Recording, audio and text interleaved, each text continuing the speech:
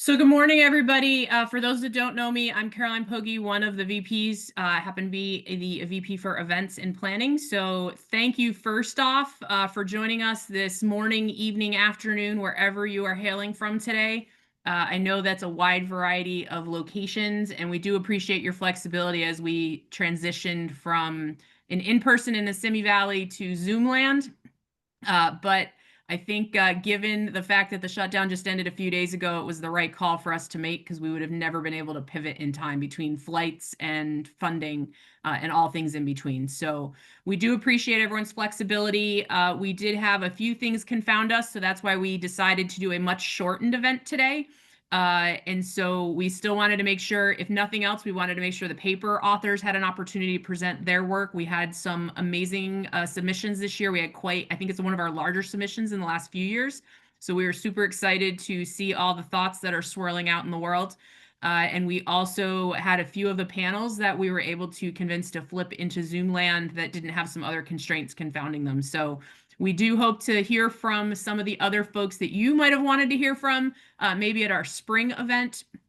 And otherwise, we do hope we'll know tomorrow. We have our board meeting and we're going to make some decisions there about the location for next year. But it is a high possibility that you will still get the opportunity to check out the Simi Valley next fall, but that is not confirmed at this point. So I'd give you your normal safety briefing where the exits are and where the bathrooms are, but I hope you all know where they are in your locations today. So I'm going to skip that part. We are recording. We will push the recordings out into the member-only space on our website in the next few weeks. And we've also got a transcript running for those folks that are going to be doing some meeting minutes. And we do ask those that are speaking, if you've got some notes that you can share, it really makes it really helpful for our folks to do the summary after the fact and not have to diligently take the notes quite as closely. So we'll get back with those folks after the fact. But with that, sir, I wanted to pass it over to General Van Roosen, our current president, for some opening remarks. Carolyn, thanks so much, and welcome to everyone who has taken time in their day on this Saturday to dial into this event.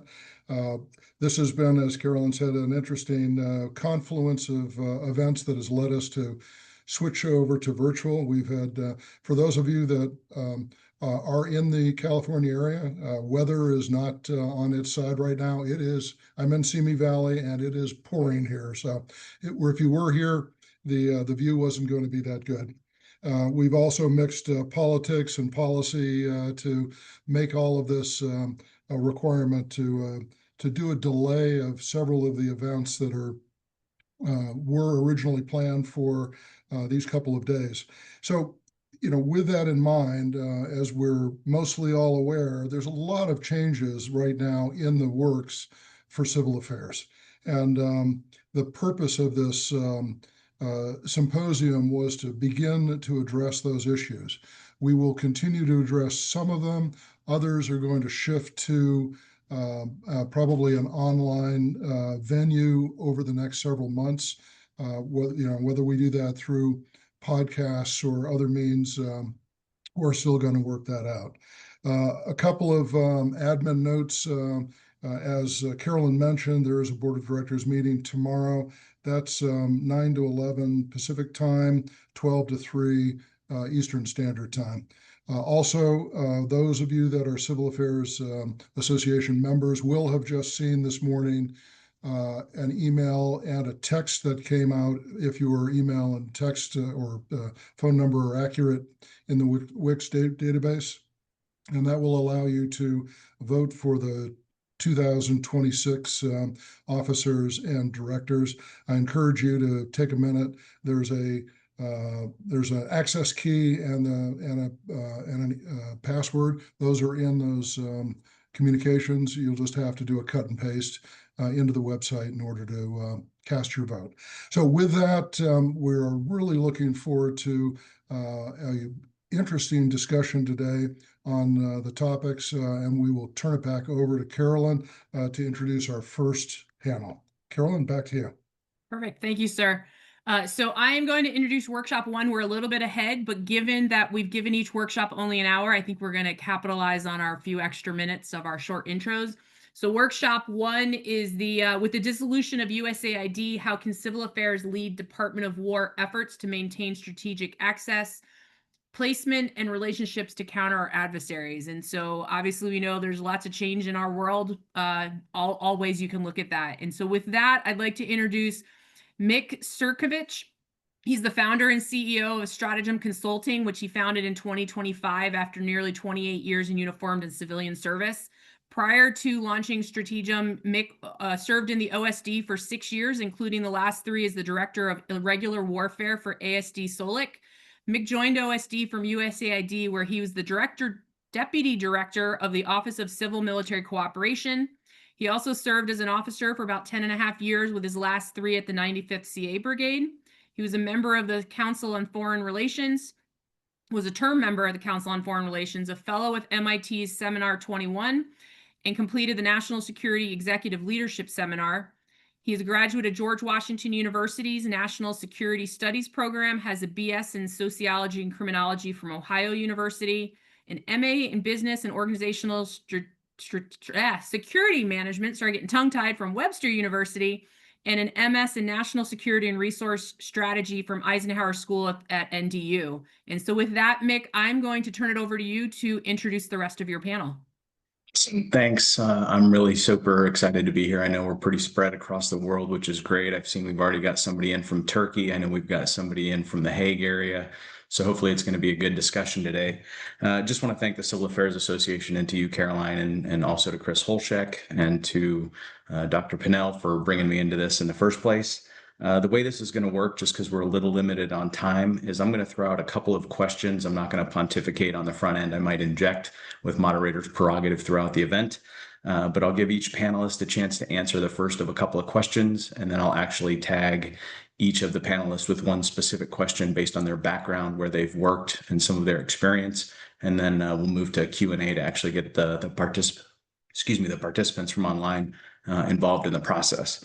So I'll introduce the panel real quick first. Our first one is Ciara Knudsen. She's Senior Advisor currently for PAC Strategies, formerly the Deputy Assistant to the Administrator of USAID for the Conflict and Prevention and Stabilization Bureau. She's got 25 years of CivMil activity, lots of time in Department of State, a lot of time in the NSC, and then wrapping up her time in civil service over at USAID. She's been very focused on Office of Transition Initiatives, which is going to be important for the political transition piece as we get into this discussion. She was on the ground with peacekeepers in East Timor and Liberia, and with U.S. Armed Forces in both Afghanistan and Iraq as part of the District Stabilization Program and the Provincial Reconstruction Teams. Her time at the NSC was especially informative, and I think her strategic level will be especially important to the crew today. So welcome, Ciara. Next, you've got Ryan McCannell, should be a well-known commodity to everybody online. He's former director of the Civil Affairs Association and served on the board from 19 to 25. And from 22 to 24, he served as development advisor to DOD in the Pentagon and one of my sister offices in Solic, Counter Narcotics and Stabilization Policy. He also will blame me for getting him hooked on the CivMil Kool-Aid and taking an assignment up at the Army War College, first as a student and then as one of the faculty members. He also did some advising time with PKSOI, up with Jay Liddick and others. So welcome to Ryan, obviously a good friend of mine as well. Michael Stanisich, our third panelist. He's currently the Solutions Group Lead for National Security at TetraTech. Michael has 30 years working in pre- and post-conflict environments, as well as active conflict zones, primarily focused on CVE, stability operations, counterterrorism, counter-foreign malign influence. He's trained or advised over 10,000 U.S. service members on local data collection methods in austere environments, and recently led efforts to deploy assessment, monitoring, and evaluation capabilities across all of the geographic combatant commands. Michael's also a good friend. Finally, we've got Lieutenant Colonel Peter Schaefer, the Branch Chief, Concepts and Interoperability Capabilities for the Civil Military Cooperation Center of Excellence over in The Hague. So it's already late in the evening for him, so I'm glad he's with us. Peter's an officer in the German Armed Forces. He's served for more than 28 years. Served with NATO and has expertise in military police, intelligence, strategic communication, and civil military coordination. He served 4 missions abroad: Macedonia, Kosovo, Bosnia, and Afghanistan. And he's married to his wife, Tanya, and the proud father of 2 sons.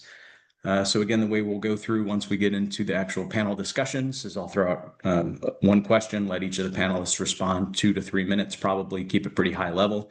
I'll ask a second question to kind of broaden the overall discourse. And then after that, I'll follow that up with one specific question to each panelist, and then we'll move into Q&A because we really want to get the dialogue going back and forth. So with that, and we'll go in order. So Ciara, you're up first. Without USAID field representatives or implementing partners, how should civil affairs teams identify, vet, and coordinate with local actors to sustain governance and stabilization efforts? And what mechanisms could replace the civilian validation layer previously provided by USAID and made great use of by the civil affairs community? Ciara, over to you first, please. Great. Thank you so much, Mick, and thank you so much to the Civil Affairs Association for having me back. I think it is great to see everybody online. Who knew that when we spoke last year, we would in fact be at the pinnacle of U.S. civil cooperation between civilian and military agencies, and just 1 year later now be in this place of flux and vacuum and transition. So it is a lesson, I think, for all on how change can happen quickly. I think that I wanted to start out with some good news, maybe, which is that a lot of the capacity of the USAID experts that had been in key locations, many of those people are still trying to work in this space. And so as we think about what that vacuum really looks like, a couple of great examples in the recent response to Jamaica, and we can talk more about this later. We have former mission directors from USAID who have basically figured out a way to have their own helicopter corps and are working on delivering assistance from the NGO sector. In Gaza, at the Civil Military Coordination Center, we actually have the former head of our humanitarian bureau who's sitting there with an NGO, not in her actual former role, but still sitting there at the CMC and able to work with Arsen and others there. And then the group that I'm working to stand up, we basically took what we, at PAC Strategies, we basically took our model of using transition and conflict experts who we would send to the USAID missions to help with their programming. We're basically trying to take that and making it available more broadly to the world as a bullpen capability of callback, on-call experts that can assist with a whole range of issues. And so I think it's important to recognize that when USAID was dissolved and some of the people moved over to state, and we'll talk more about that, we in fact did keep a lot of those people in this ecosystem. And so the part of what we're trying to do is figuring out how to unlock using that expertise going forward. The embassies are also still there, right?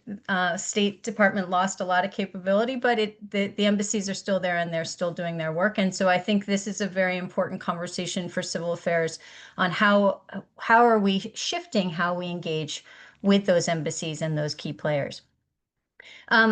I think the I think the frame that I would put out there is that what used to be about civil affairs accessing existing programs or authorities' relationships, now that is a capacity that must be built, bought into, or reinvigorated. We are in a moment of shift where the old ways of doing business are not going to work. And that cooperation infrastructure that we built, the training, the doctrine, the authorities, the funding lines, they all need to be reviewed, changed, updated, and reworked to the new reality. And the problem is that a lot of the people who would have done that work on the civilian side are no longer there to do it. And so we have to be really creative on how we work on this. I think this is a wake-up moment for DoD, DOW, however you look at it. The department has been so focused for several years on its internal transformations, and now it really needs to take a step back and see where it fits in the larger system. And civil affairs can lead that conversation. I think there are two key questions within your question, Mick, and that is what happens in the interim, in this change moment time, and then what is built long term. And I think in the interim, there is the need to surge a lot of different relationships with civil affairs, rebuilding relationships with key embassies, helping the political military affairs team pivot, rethinking the way defense attaches operate and work and how they engage with civil affairs on the civilian side. And then on the external side, the thing I would put out there is that we must get access to funding and authorities that allow civil affairs in the larger SOF and combatant command enterprises to buy into the capacity the way they buy into new information or AI or other capability systems. Now the expertise on economic security, civilian resistance, all of these things that we used to be able to just access within the interagency system, we now need to think about as a capability system that has to be accessed in a different way. Awesome, Ciara. Thank you so much. Ryan McCannell, coming to you. I'll just flag that based on Ciara's comments, I think everybody should pay attention that this is a huge opportunity moment for the regiment and the entirety of the civil affairs community.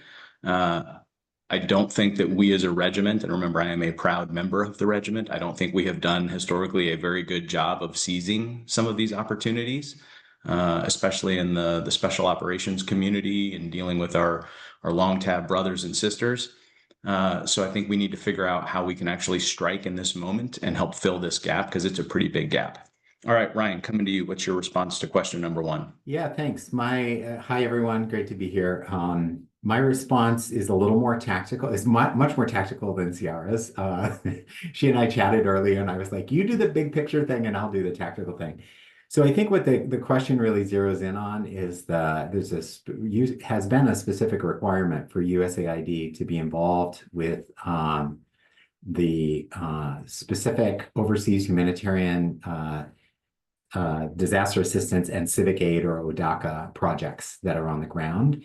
And to me, there's the answer, kind of picking up from where Ciara is on ended up, is that first of all, the reason that validation was in there in the first place was because USAID typically, in many of the countries where ODACA projects make the most sense, had development, like wide-ranging development programs. So the idea was to ensure that those ODACA programs could complement, or at least not compete with or sort of undermine the work that USAID was doing. Well, now USAID is not working in those countries, but the embassies still are. And so I think the direct answer to your question at the sort of tactical level is that the embassies are going to be the ones that you go to for that kind of validation. I know that, for example, when it comes to the defense attaches, it's a combination of the Defense Intelligence Agency and the Office of Global Partnerships, which is part of OSD policy that determines kind of what it is that the DATS and SCOs need to do. I reached out to a friend of mine because I think this is kind of a policy question at kind of a higher level.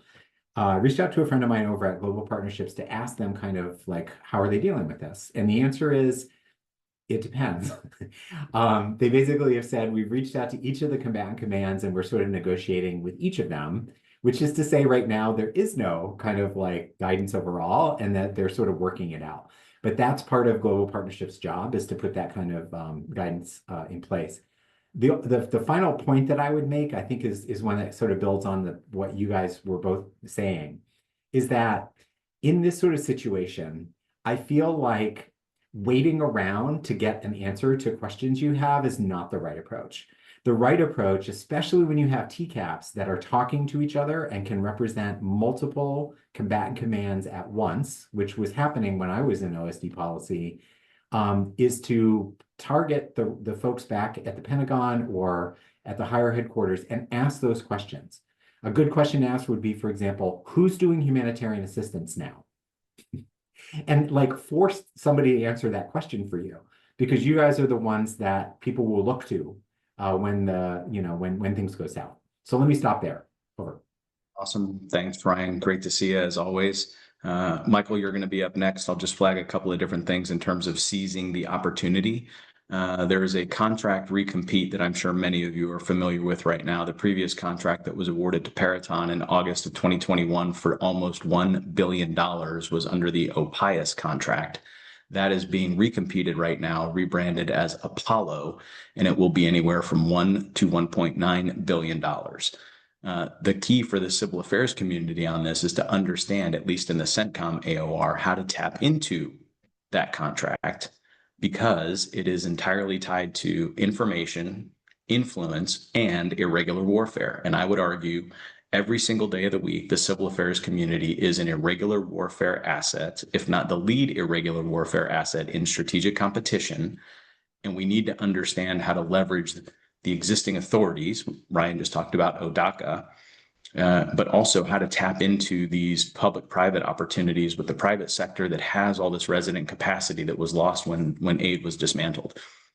And I do think that there is a requirement for the civil affairs community to increase its professional understanding of the authorities that are available to it. I can't tell you how many times I talked to a team leader on the ground in a country that didn't know what the 4 approved mission areas or activities that could be conducted under ODACA.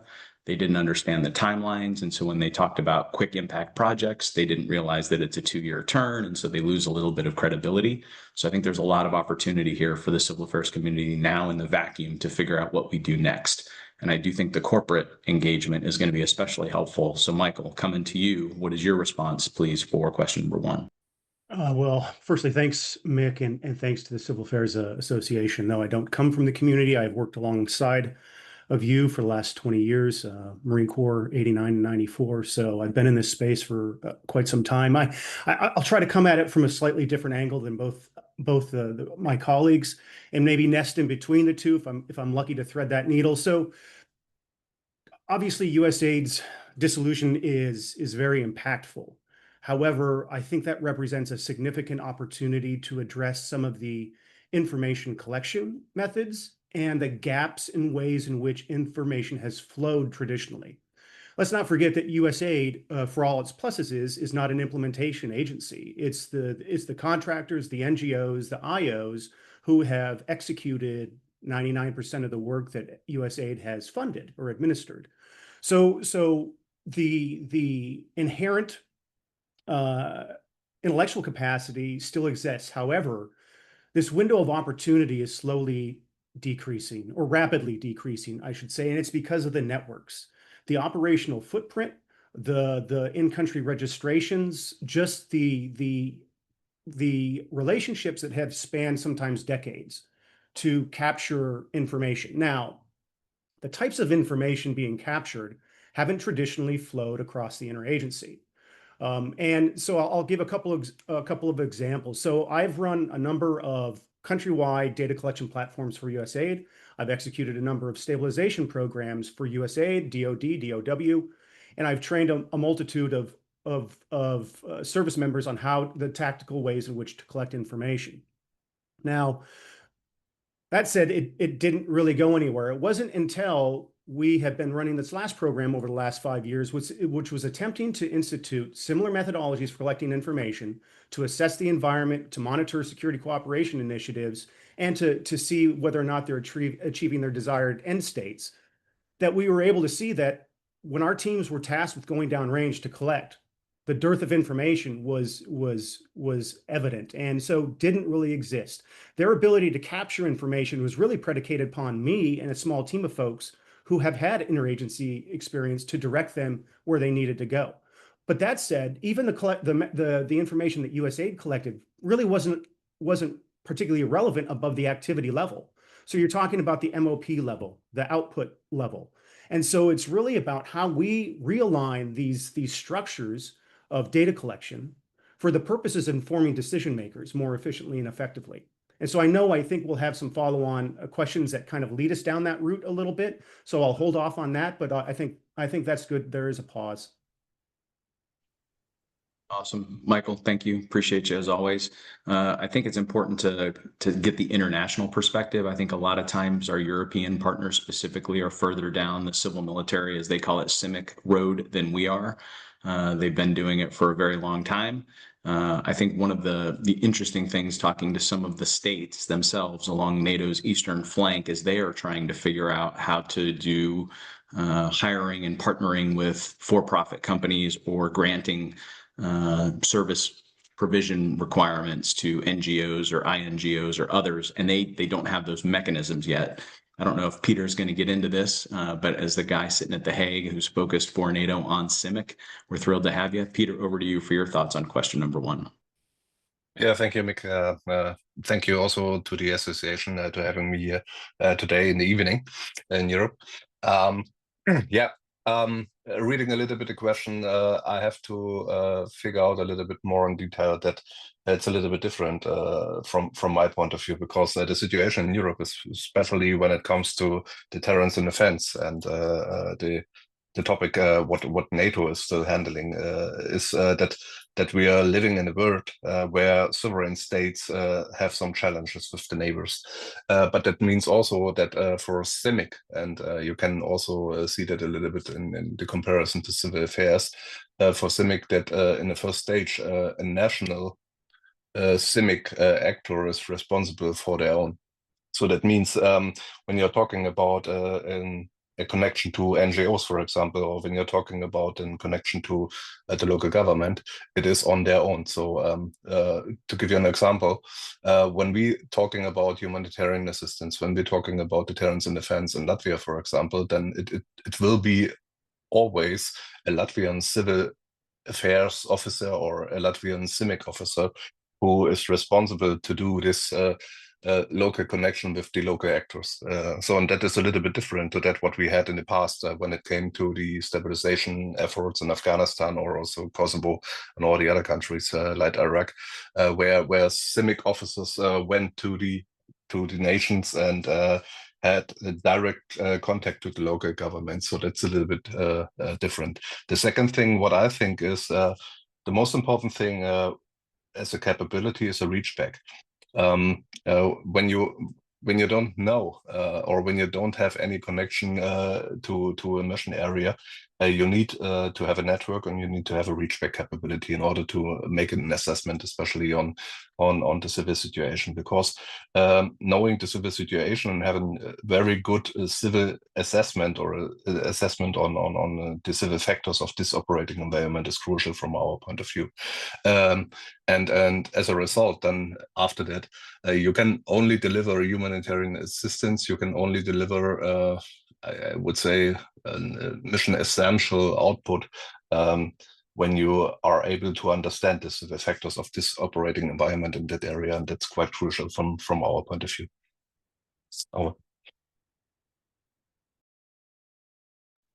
Peter, thanks. Look forward to continue to get your perspective from the European side of the house, especially as we delve into some of the additional questions later. I do just want to follow up on one thing that Ryan flagged about Defense Security Cooperation Agency and the DATs, the Defense Attaches and the Security Cooperation Programs. If you're paying attention to the news, the entirety of the security cooperation apparatus may move from out and underneath from policy to acquisition and sustainment. And I think that's going to be an interesting change because the policy connectivity to the defense attaches and others, we're unsure what that's going to look like, and lacking a direct control over those elements that are at the embassies from a policy perspective could prove problematic. So the community should certainly pay attention to what's coming there. All right, we're going to do a second round of questions. Again, Ciara, coming back to you first. We touched on this a little bit, but again, in the absence of USAID, physical presence or program presence that does a lot of public diplomacy, a lot of influence on the ground, relationship management, how can civil affairs integrate the tactical influence piece? Ryan addressed some of this, but if I could pull you down to the tactical level, specifically around civil reconnaissance and feedback loops, getting that information, again, more from the implementers, to Michael's point, the doers that are on the ground, feeding that back into the U.S. government apparatus to continue to build local trust and counter misinformation about U.S. intent, but also to counter misinformation that is being executed by our adversaries on a daily basis on the ground. Over to you, Ciara. Mick, you've tried to nail me to the tactical, and I'm resisting.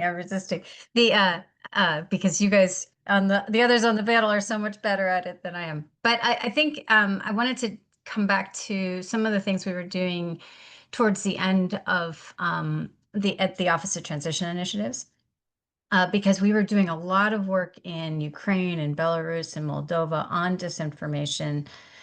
We were also doing a lot of work of what does it mean to be a civilian who operates under drone warfare.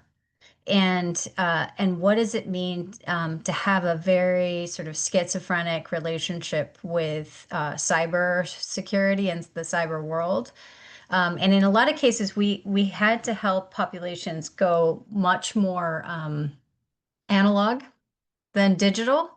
They had to go back to sort of first principles of how to do resilience and resistance in those conditions. So that was a really interesting takeaway. And then the other was that we actually went, very strong towards AI. We were doing stuff in Belarus on the AI front to protect advocates and resistance elements, and they could interface with AI to get certain answers that they needed. And so I think what's interesting to me is that there is a wealth of information about how to work with populations in these conditions that are really evolving so fast. The drone aspect of what's happening in a number of conflict zones and low intensity tension areas. We had this in Burma as well. We were trying to work with local populations on how to deal with life under drones. And so I think one is we really need to capture a lot of that lessons and a lot of those lessons. And so we're working a little bit on that, but I think it's something that we should all think about. We were sort of thinking about this as like a new way of war. And it sort of goes from Syria to Ukraine, Belarus, Moldova, Burma. We had a set of countries where we were getting these very interesting lessons coming out of what does it mean to work in conditions like this right now. Ukraine is an amazing place for this, but it's not the only one. And so I would really push, I think we do need to really buckle down and see what are the lessons that come out of what does it mean to work with civilian populations in this very different geopolitical environment, very different tech environment. And I think that can also help us figure out whether you need really analog ways of doing civilian reconnaissance and feedback loops because people are not going to interact in some of the same ways, or whether there's some really interesting digital ways of doing this like we did in Belarus. I think the other thing I would just say is that I think in the wider conversation, the fact that populations are still the critical component of whether it's irregular warfare, whether it's civilian resistance, whether it's resilience, whether it's irregular warfare, populations are still the center. And there's a lot of discussion about lethality and readiness for large-scale combat. It's still going to be a question, any war that goes over 3 days, it's still going to be a question of where the population is. And so the civil affairs ability to do that work of interfacing with the population, whether it's through local organizations or directly, is going to continue to be so important. And I think that narrative is missing from a lot of the conversations that are going on in the wider sphere. But I do think also that this is a great opportunity to focus on how do we really go local engagement, local organizations.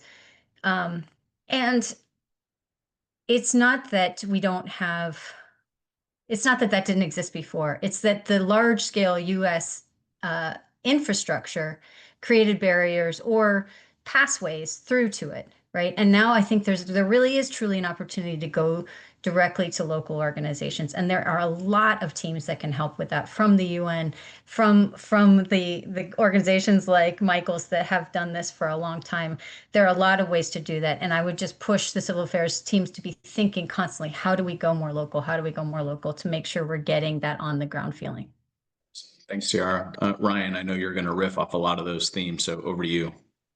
Yeah, actually, my take was a little bit different, but it's similar to some extent to what Ciara was starting with. I think let's acknowledge that one of the big challenges is that USAID first of all, USAID was not, of course, obviously not the only information source for civil affairs.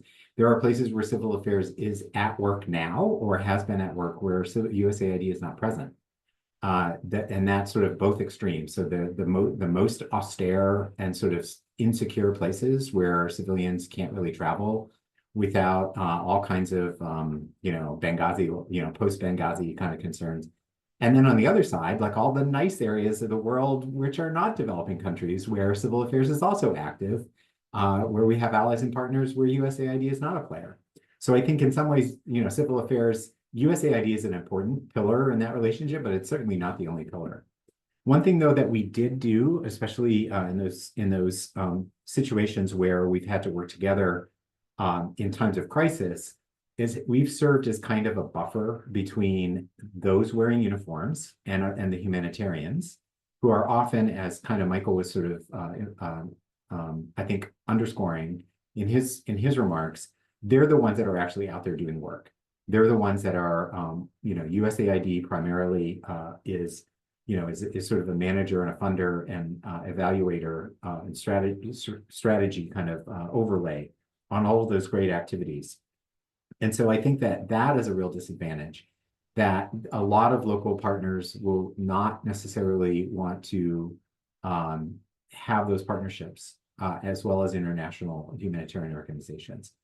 And so for me, when I think about how would I solve this problem, what comes to mind, and I scroll through to sort of see like who at the leadership level is on this call, because that's a conversation you have with like the International Committee of the Red Cross, where we sort of refresh, okay, USAID is gone. We want to do the right thing. What are the rules of engagement with humanitarian assistance? Like is there a new sort of set of rules that we can negotiate or something like that? Like that conversation needs to be happening. And I know the ICRC is probably would be really excited to have that kind of conversation.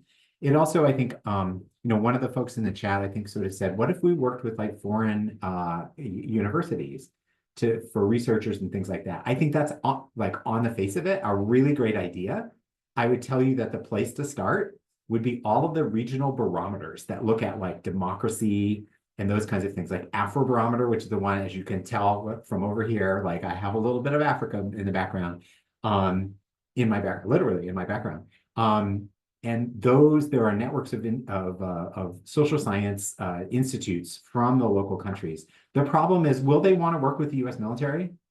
And what are the guardrails that you set up? Maybe it's part of it is what Mick was saying, where you have some of those interlocutors with the big contracts or whatever who are there and not wearing uniforms that can be that sort of intermediary. But I think that's more my concern, is just kind of like, it's not getting to those people. It's about what impression are you leaving with them, given where the DoD is right now. Over. Ryan, thanks. Michael, coming over to you for your thoughts. Sure. Wow, what a great tee up. I think, obviously as someone who works in the contracting space, I'll say, there's groups out there who are willing and able to do this type of work on behalf of the civil affairs or broader special operators and conventional forces. It's fascinating to me because this does represent that window of opportunity to reset the structures and ways in which we collect. And for the purposes that can really feed a number of institutions, both on the DOW side as well as State Department side.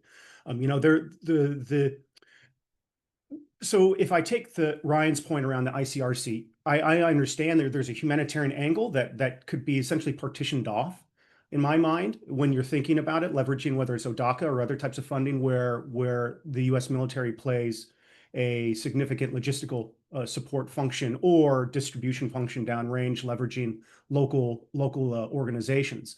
Where I'm more tuned into is really on the perceptions and sentiment analysis portion of it. So agentic AI is going to get us to a certain level. However, I do have concerns about digital manipulation when you start getting to attempts to granularize based upon a tier or a bucket of information that only goes so deep and only represents certain components that feed into that ecosystem of digits. So to Ciara's point, analog and tactical, I think, is going to always be necessary if we're going to get ground truths that will actually affect the way in which we plan and execute operations. So I think you have to do both. ultimately. And so how do we structure it now in a way that ensures we're creating these systems to meet the requirements of the commanders or administrators wherever they sit? And I believe in my heart of hearts that it can be done. We have this opportunity to do so. It's just creating enough groundswell within this community and outside of it to get folks to move over. So thanks. I'll just capture one thing before I come back over to Peter. So on the disaster response or the humanitarian assistance piece, the military actually plays an exceptionally small role in international responses. The international community, if the US government responds to an average of 75 disasters or humanitarian crises a year, DoD is involved 5 to 7 times. That's it. The rest of the time, it's the international community, it's ICRC, it's Mercy Corps, it's the UN running the cluster system, and companies like Michael's and other organizations, usually very local, that do the response. So there's a component, and I think maybe this is what Michael was getting at. There's a component for the military and the civil affairs community and the humanitarian assistance disaster response realm, but it is very niche, it's small, and I wouldn't spend so much time there. I think you need to focus more on the stabilization, the presence, and that stabilization left of boom, not after conflict. It's make it stable now so it never gets there. And because USAID's presence is gone, the presence of civil affairs or proxies working for civil affairs is the way you can continue to have that presence. Peter, with that, I'll come back over to you for your thoughts on question 2, please. And Mick, I have a comment on that too, but I'll wait from Ryan. Go ahead, Ryan. I'm sorry, Peter. I just would sort of say, given the nature of stabilization and the bad word that it is, first of all, I think that USAID's capacity to do humanitarian assistance or to organize it is gone. We're not the lead federal agency anymore because we don't exist. And it's an immediate problem that we need to solve as a government. It allows also for questions about things like what about stabilization, which like they're the nearest neighbors lines of effort. And so I think from that perspective, being a little bit bold about like, well, who does humanitarian assistance and will it still be that 15%, like you said? Or is there going to be an expectation that DoD will be more involved? Like those are really good questions to ask and they matter because having an answer to those kinds of questions allows for, well, what about stabilization? What about, blah, blah, blah. So anyway, I just wanted to say I wouldn't separate those two. I think they're actually, that's one thing USAID was able to do. And now we're gone. And so like, why not bring it up all at once? Over. Right. Peter, over to you, please. Yeah, thank you. I must say I'm a little bit concerned because of the understanding of a role. When we are talking about humanitarian assistance and we are talking about the ICRC or all the other governmental organizations and non-governmental organizations, always we are talking about humanitarian principles. What means that's a little bit different from a military point of view, because when I'm talking about civil-military cooperation from a NATO point of view, I'm talking about warfighting. I'm talking about a military operation. So CIMIC is a part of the military. It's a military function, and what we do is at the end of the day to fulfill the purpose to achieve our mission goals. And this has nothing to do with basically with the humanitarian assistance. So when it comes to the military and humanitarian assistance, it's a last resort. And we bring in military forces in order to do humanitarian assistance when the international community, when humanitarian organizations are failing with this humanitarian assistance. So I have a little bit of concern that we think a little bit, okay, we could take over some tasks from the humanitarian community and bring it to a military task. But I think that's not right. At the end of the day, we are talking from a military point of view, we are talking about adversaries, we are talking about the enemy, we are talking about the military challenge, but we are not talking about humanitarian assistance. This is the job of a different community, and we can contribute, but we should not take over that, from my point of view. Over. Peter, thanks. I think everyone on the panel is generally going to agree with that statement. Ryan shaking his head vigorously. Our challenge is we've got a new administration and policy things change, and we now no longer have the lead federal agency for international disaster response. And is this administration going to assume or expect that the Department of Defense picks up that response to be able to help in times of significant disasters? Only time will tell. We're not sure what that's going to look like. but stand by. All right, so coming back to individual questions, and I think this one, Ciara, is going to be especially timely with where you were just sitting, and especially in response with Hurricane Melissa still ongoing with no USAID involvement in that. So with your time first at state and then at the NSC at the strategic level, truly, and finally at aid, how are civil affairs best positioned to support in the political transition space, but now in light of Melissa, what do you think civil affairs role could be in an international response? And I'll just note that the US government was very slow in getting to any type of response from Melissa. The initial response from the United States was through private organizations not connected with the government until the government could get themselves into a place to start figuring out what to do because that infrastructure has been broken. So Ciara, what are your thoughts on that one, please? Well, thanks, Mick. And, I think I'm a huge fan of civil affairs and civil affairs in as a translator, integrator, force multiplier, all of the above. So, obviously I'm going to lean in a little bit more. And I think to Peter's point, the dilemma is not when we have a clear-cut humanitarian, because I think Jamaica is in fact a clear-cut humanitarian case.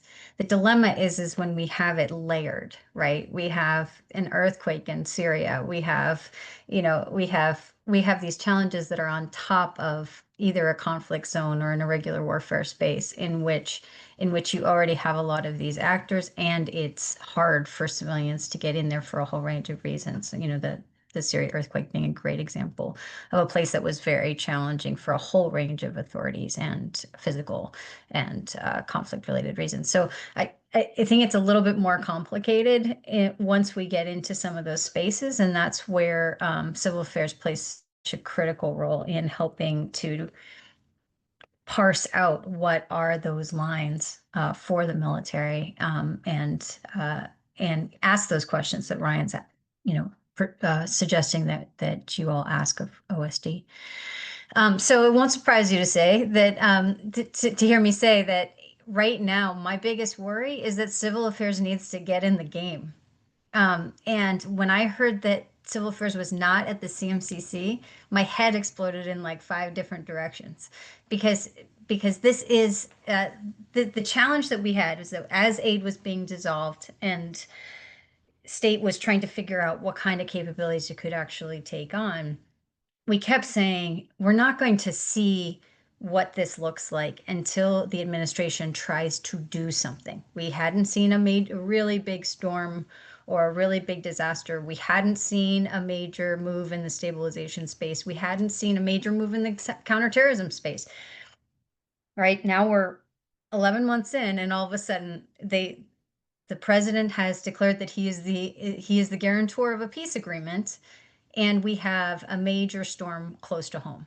And so these two were very important, not just because they're strategically important, but because they were a test case for how these capabilities were actually going to come together. And I think states making the case that they responded and it was fine. And I think the question is kind of, right? Kind of. And this is the moment where we're looking for the signals of what the new system is actually going to be, and what those gaps are, and how do we really understand what the vacuums are? Because the policy imperative of what the U.S. role is going to be in these situations has shifted.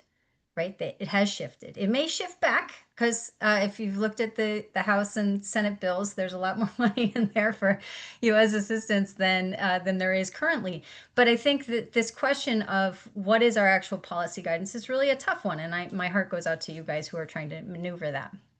But we did have DART teams go eventually to Jamaica and to Gaza. USAID assistance was actually provided. It's hilarious to see the pictures in Jamaica of the pallets coming off the planes with the USAID logo on them. And here you have the CMCC stood up in Gaza, and so many of the people who've been working this issue since October 7th and way before are still working it.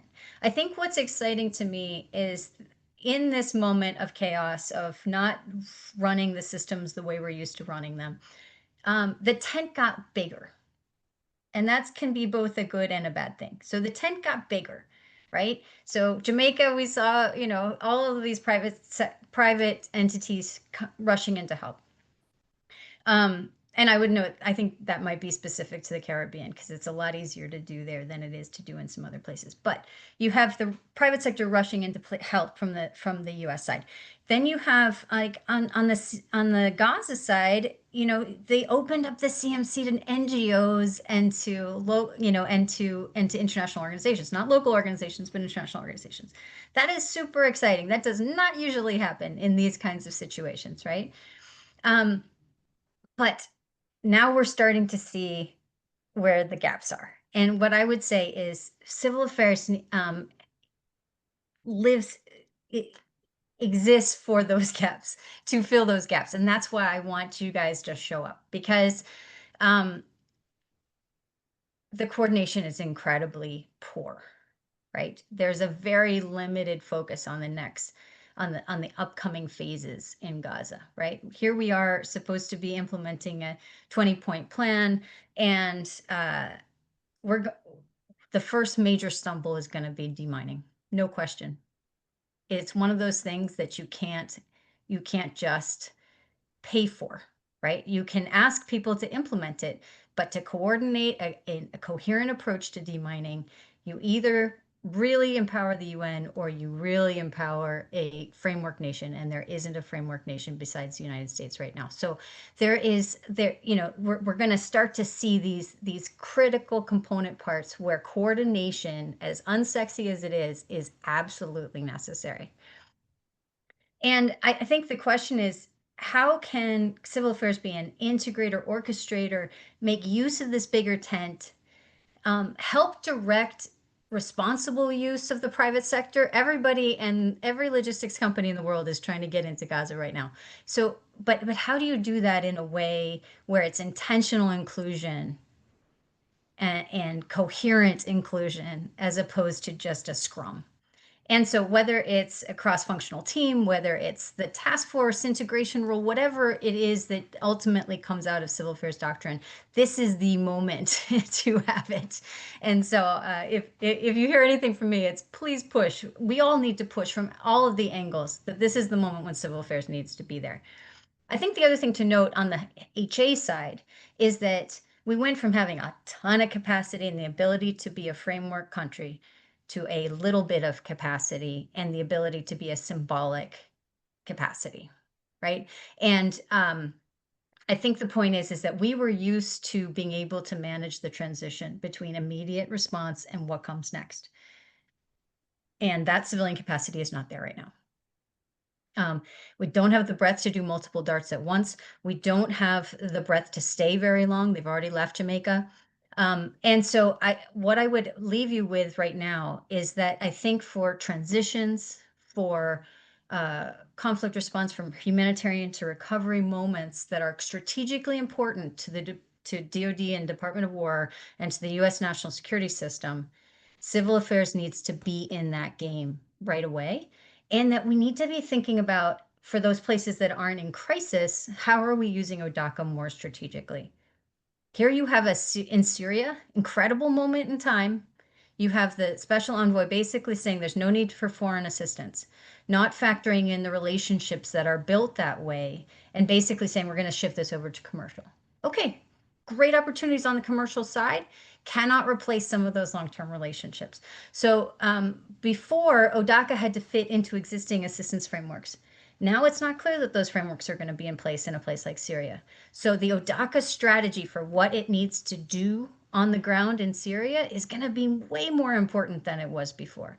And that's not how ODACA is done. It doesn't follow a clear strategy for impact in the same way as we had to do on the civilian side. This is a moment to think, how do we do strategic coordination? How do we do strategic integration? How do we make that big tent actually work? And for the military purposes and for national security purposes, and then how do we make ODACA as strategic as we can? Back to you, Mick. Thanks, Ciara. All right, I'm going to take moderator's prerogative. Panelists, you don't get to respond. I'm going to move us to the next question so we can save time for the audience to ask, because there's a lot of questions in the chat. So Ryan, coming to you. I know you worked a lot of years with you trying to figure out what is Title 10 versus Title 22 and how do we do all that integration. In fact, you and I worked on a lot of efforts on that when we were in the building together. Are the current authorities sufficient? I'm assuming the answer is not at all. But do you think they're sufficient for new interagency arrangements? What gaps do you see, and what changes should the civil affairs community and its partners advocate for? So perfect segue on that ODACA authority. Over to you, Ryan. I agree. It's a perfect segue. So this will be a response to Ciara anyway, and also to Peter. So this is good. Let me start by just reminding everyone we don't have an appropriation or even an authorization for FY26 at this point. For the foreseeable future, this is a mess. These questions are a mess. And when I think about, for example, the process again of sort of determining how security cooperation and security assistance gets sort of parceled out to all of the combatant commands and things like that, it's just going to be between that and the shutdown, all of the other, for all kinds of reasons, it's already a mess. But that actually provides some great opportunities, I think, to try to kind of poke at this a little bit. The first is around the concurrence process to sort of, and it kind of gets back to what Ciara was saying. I'm aware, I began watching the speech. I did not watch the entire speech from the Secretary of War the other day on the defense industrial base and about acquisition and those things.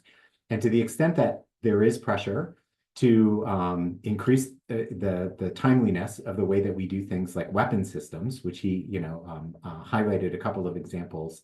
The same is true for ODACA and for some of these security cooperation authorities that we have been tracking pretty closely from our seats at USAID. I think there is, especially with the State Department now kind of having reductions of its own, it's a natural question to sort of say, is the process, does the concurrence process for getting these funds out the door still match kind of like the way that our government is shaped now? And so I think that that's one place to to start the conversation. The other one is in terms of the appropriations, and I think I have one sort of idea for authorization, one for appropriations. I will say, okay, so for the appropriations, it's just ODACA. Going back to what the back and forth we had with Peter, ODACA, the way ODACA is structured, part of ODACA is available for humanitarian disasters, and sort of the DoD buying into, quote unquote, buying into the DoD response for the 15% or 7 examples that you mentioned, Mick. I guess the thing is, I mean, I've been present, I think many of us have been present in one form or another with the sort of the one time that that USAID and DoD don't see eye to eye on most things is around who responds, right? And who takes the lead on that response. In the past, we've had some very ambitious or excited commanders who want to use humanitarian response as a way of doing public relations with countries that may be strategically important to us. Like Pakistan comes to mind as one of those. And so in the past, we go back to the question about why do we have humanitarian assistance in the first place? What are the humanitarian principles? Why are we doing this? And what allowed us to have that conversation was, and here's an agency that is fully capable of doing of coordinating the humanitarian response in most cases. And only when it doesn't have that capacity, do we bring in the DoD. Now that agency is gone, the State Department is taking on those responsibilities. That capacity, despite the fact that there are still robust humanitarian organizations out there, that capacity for managing and for responding, like Ciara said, is no longer there. So I don't see how we get out of this not falling more into the DoD's basket, whether the DoD wants it or not, whether the humanitarian assistance or organizations want it or not with the current decision makers that we have in place. And so the question then becomes, how do we do the least damage? How do we make this available? One way you do that is you ensure that you have a robust ODACA funding to make sure that that's it. So that's the appropriations piece. The other piece of that, which is more of a segue into civil affairs, is around, I'm going to call it SERP 2.0. because I have no other way to call it. And as soon as you see SERP, people like get out the vomit buckets and stuff like this on Capitol Hill. But there's a change. There's something that's happened since then. Something called assessment, monitoring, evaluation. We have the Michael Stanisiches around the world who are like helping the combat commands, civil affairs, all those who do security cooperation. We have better ways of tracking those funds. And we don't have an emergency right now. We could actually take the time to negotiate this with the Congress, come up with an authority, but then give a very small appropriation to sort of, and civil affairs folks could help determine where some of that money might get spent. Nobody likes the word pilot project, but that's in effect what it would be. It would be a pretty low scale thing to sort of see how like a SERP authority could be used in these sort of situations and measure it and report back to Congress and then see what happens. Because one way or another, we are going to need that authority. And I would rather us test drive that. That's the whole GFA. That was the whole point of GFA, but now there's no GFA. So like if the DoD is going to be called on to do this, I would rather have us try it before it just becomes something that gets thrust, on the DoD to do. So that's my very like loud way of saying that I agree with Ciara on this. Over. Thank you. Michael, coming to you. Obviously, TetraTech and other firms can assist the civil affairs community in all the different things that we're talking about right now. With the loss of AID's technical and programmatic capacity, what is your take on how civil affairs leverage emerging tools? You talked about data analytics, private sector partnerships, local governance networks, ultimately to sustain long-term influence and legitimacy in fragile environments. Over to you, Michael. Thanks. Just kind of building off Ryan's comment there towards the end, is State Department's absorption of this responsibility right now kind of runs counter to its cultural disposition.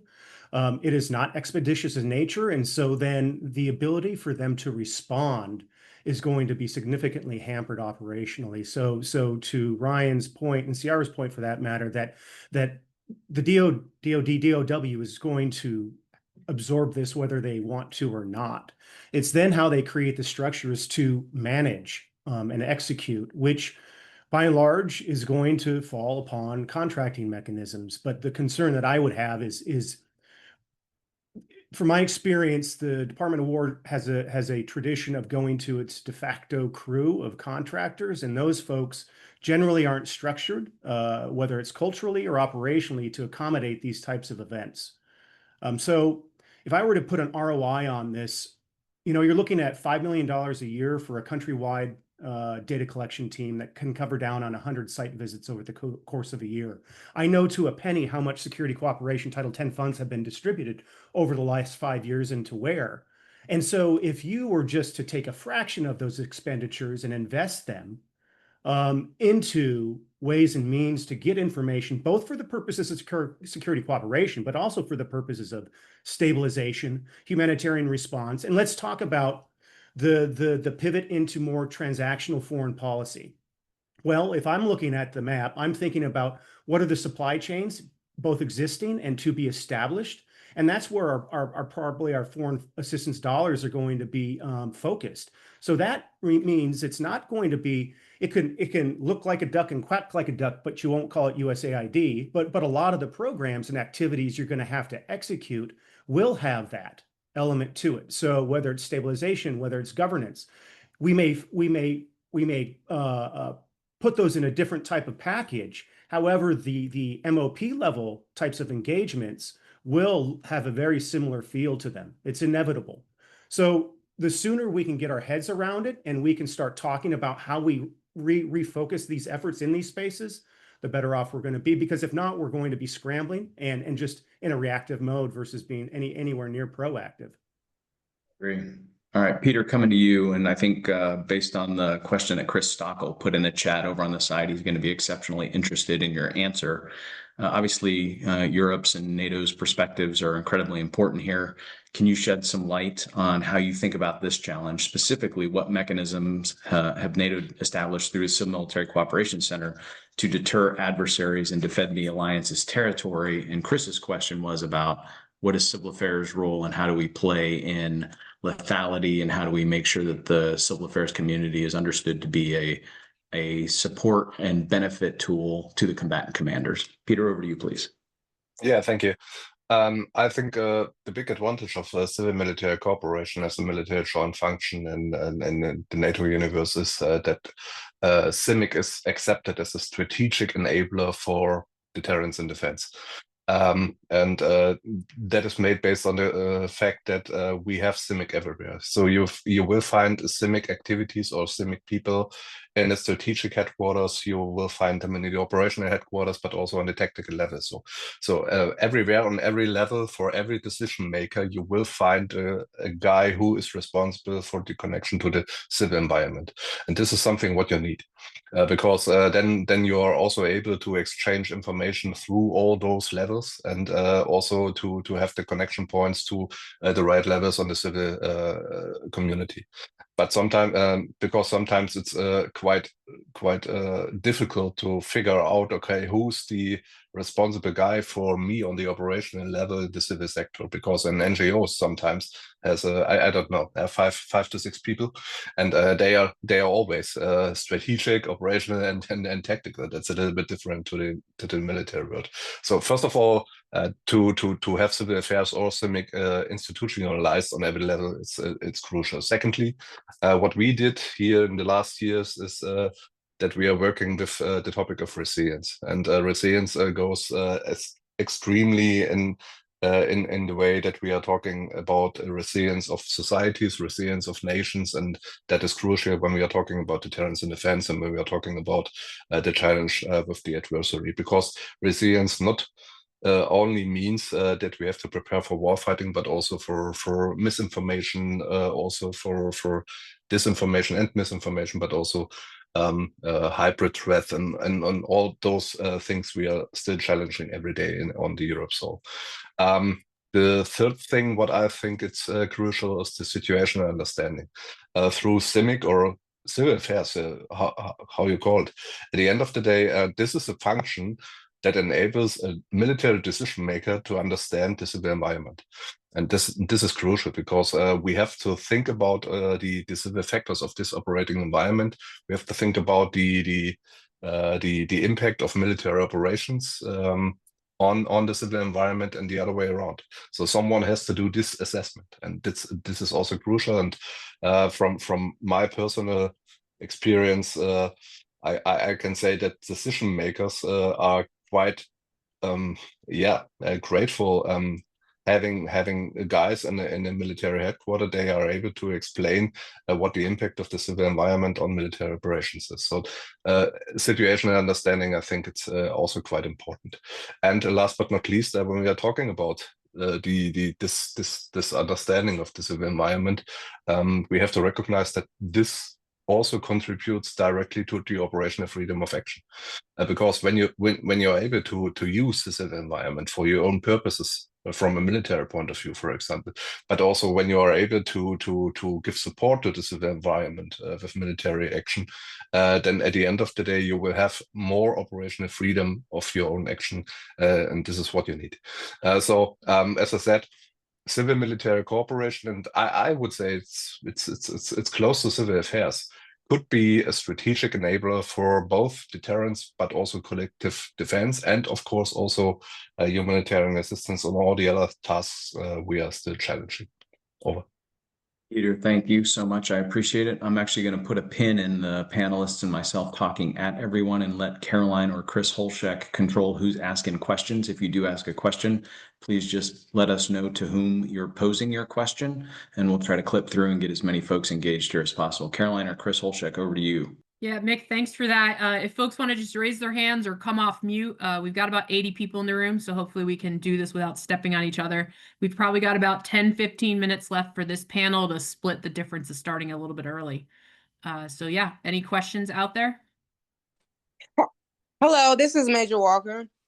I'm the S1 with 354th CA Brigade, and I wanted to know how, from a support standpoint, how we can better support our civil affairs engagers. Over. I'll start real quick. I think the biggest thing is just making sure, what have we asked our civil affairs forces to do? What are their requirements? do they have the training to execute the missions that they've been given? And we need to update probably our professional military education pipelines and schoolhouse training to make sure that they've been given all the tools they need to be successful. And then I think it goes back to Ryan's point, which is really around the appropriations and making sure that they have enough resources to be able to make a difference when we send them out there. I'll pause there and see if anybody else has. Sir, I just had a follow-up to that. I'm tracking like supporting our CA operators, but I'm asking from a support standpoint. So like if we're logistics or if we're admin or if we're commo, how do we better support you all? So we understand about like having processes in place, but I do want to know some of those nuanced things that we've sometimes overlooked that need to be highlighted in this type of forum. So just wanting to know what your feedback is on that. Over. For anybody else, Peter, as a current operator, you have any thoughts on that?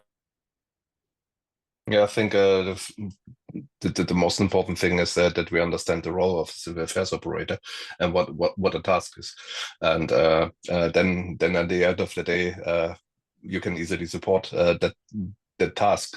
But I think this is sometimes a little bit difficult to answer because it's coming from a CIMIC perspective.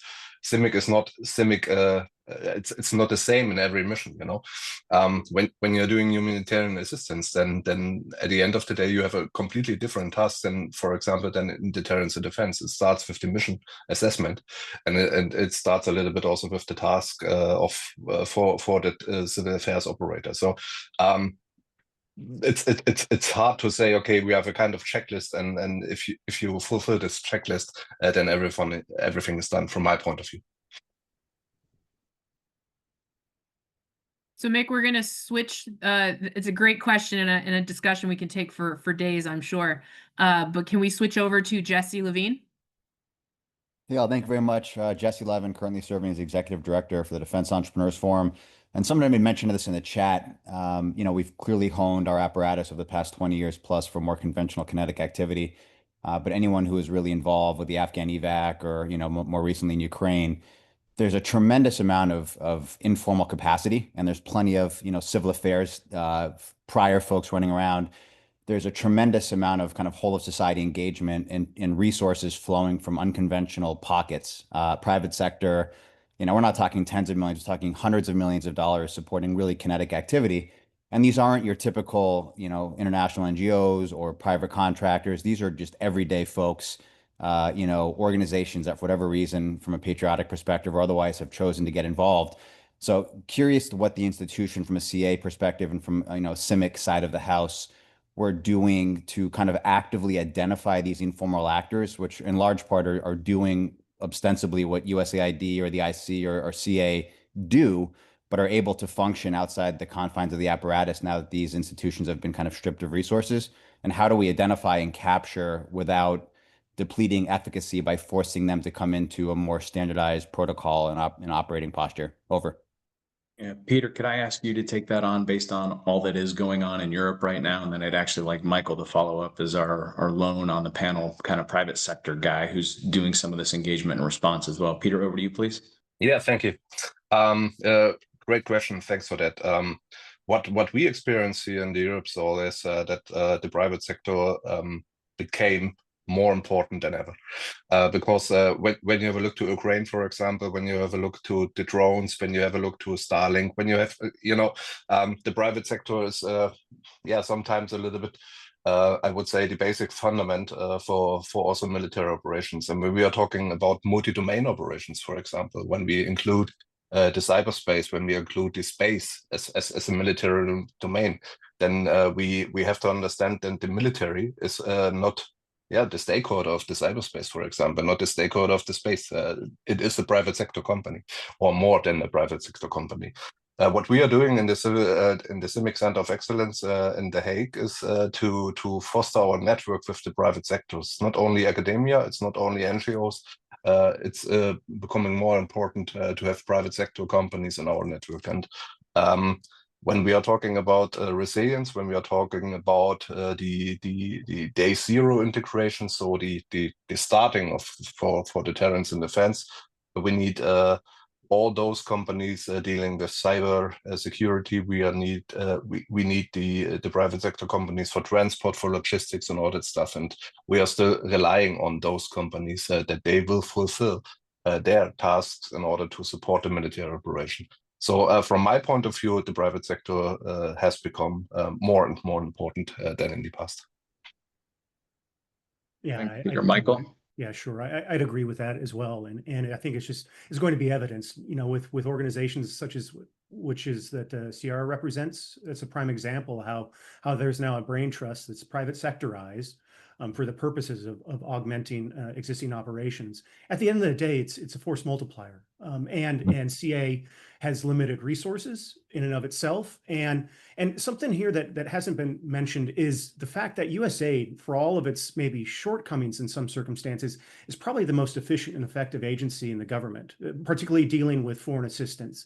The amount of compliance and the amount of blood that could be squeezed out of that turnip within that agency is it harkens back to my Marine Corps days, to be quite honest. That's why I enjoyed it so much. But the need to cascade efforts within CA is going to be paramount, because my concern on behalf of CA is that there are going to be expectations placed upon CA that they can't simply execute because they don't have adequate resources, they don't have sufficient training or baked in historical knowledge in how to operate in these ways, in these environments.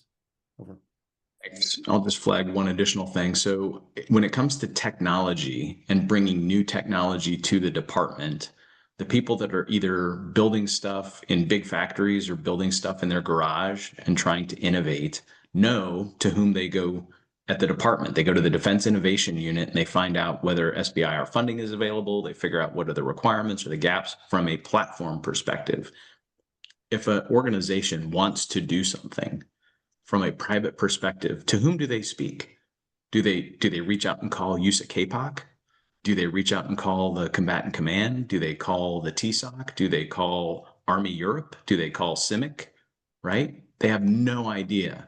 It is purely ad hoc. And I think the lessons, especially coming out of Ukraine, about how civil society that is engaged in these kinetic activities, Jesse, is understanding how that coordination has happened, because it has happened organically, because there is no existing structure to do this from a, hey, I have something to offer and I want to help. All right, Caroline, I'll let you. Mick, I think I saw the professor in me is watching mute buttons go on and off, and I saw Ryan try to start earlier, and I saw his hand go up and down. Mick kind of said what I was going to say, which is just having seen this from the inside at OSD policy. It's the dude, it's some guy that was in your unit who went on and now is collecting money for some unit in Ukraine, and or name the country. And I think the thing is that what I'm hearing here is what we would say, if doing market research, that there is an actual need to have sort of like a community that would be responsible for this. I got to say, this is something that I always used to say about foreign assistance as compared to diplomacy and development, and defense. The United States doesn't like it when people go off generally and take the use of force on behalf of the United States government. They don't like it when people go out and negotiate. Remember Dennis Rodman in North Korea? Like, that was not a good thing. On the other hand, your mom can write a check to any of the organizations out there, and she participates in foreign assistance. Going back to what Michael was saying, part of USAID's responsibility was to pool those resources and to kind of create some coherence around them. That's what's missing, that coherence. And if that's something that Civil Affairs sort of said, that's something we could do, maybe not be the ones that are necessarily entrepreneurial going out there and getting that, although sometimes that happens. But then when the Secretary of Defense is talking to somebody and that person comes back and says, I want to do this, then the civil affairs community becomes the people who are responsible for doing that, like following up with that on the ground. That would be amazing. And I think it would be a really, really important contribution, and something that would elevate civil affairs. So, and Ryan, I'm going to add to that is when I was G39 in UCRF and I had a couple of issues between the Afghan evacuation and some other policy stuff, I actually tapped into the resources here in Civil Affairs Association and said, hey guys, can somebody help me connect dots, both on a policy side as well as an access and resource side? And it's amazing when you hit this community where it adds additional resources to your workflow. So don't be afraid to send an email out to this group, whether it be through the Facebook page or some other means. So, but Mick, I'm going to give you one last question. Lieutenant Colonel Culp has been patiently waiting with her hand up. And so she's going to get your final question of the morning, afternoon, evening, depending where you are. Oh, ma'am, thank you I really appreciate this. The question I have is resolving around information is also an important resource. And in my experience, a lot of civil affairs at the operational level really don't have the ability to tap into the vast amounts of information that's available out there with the government agencies, the NGOs, and partner organizations. How do we get civil affairs plugged into the wealth of information out there? And I know the answer is not AI. I'll start. Wow, Christina, like literally took that was my next question. It's a good question. Awesome. Thank you. I think the biggest problem is the amount of information that is available across multiple layers and multiple media is just so absolutely overwhelming that there's no way to actually bring it all in other than, contrary to your question, leveraging available open source intelligence platforms that do make good use of AI, but they do so in a way that helps distill the information down to that is very high signal, low noise, very valuable, very tailorable, scalable up and down, should be in multiple unit headquarters, should be all the way down to the team level so that there's a common operating approach to how this stuff looks. But I think that the community, not just the civil affairs community, but the defense community has not figured out how to identify the right platforms and figure out what does it look like to be able to give that tool to the operators that are in the field that are absolutely overwhelmed by the amount of information that is available to them. It's not a good answer, but there are some tools that are out there. I'll stop there and see if anybody else has thoughts. I'll be quick. So to your point, you're not going to get anywhere from the NGO community, right? Because they're going to be firewalled from sharing any of that type of information with the DoD. That's why I'm a proponent of looking at the way in which the structures have been aligned in terms of what were previously under USAID for the purposes of feeding our defense forces the right information, because the information that was collected previously really wasn't applicable to the mission set of CA or the broader community. And so that being the case, you're collecting information to collect information. It's not valuable. You can't execute upon it. So that's a big challenge. Obviously there seems to be consensus here that AI is not the necessarily the way forward. It's not the magic bullet or silver bullet by any stretch.